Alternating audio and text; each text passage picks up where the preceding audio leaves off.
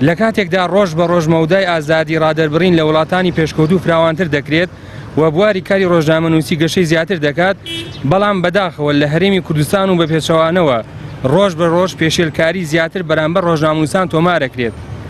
مەودای ئازادی ڕۆژنامەنووسی تەسکتر دەکرێتەوە کە بەپێی ئامارەکان پێشێلکاریەکان ڕووی لە زیادبوونە و مەترسی جددی بۆ سەر میدیاکاران و ڕۆژنامەنووسان لە هەرێمی کوردستان لە ئارادایە.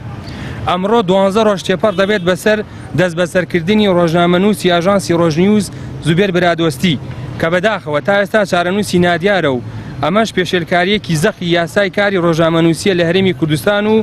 پێچەوانەی بنەماکانی مافی مرۆڤە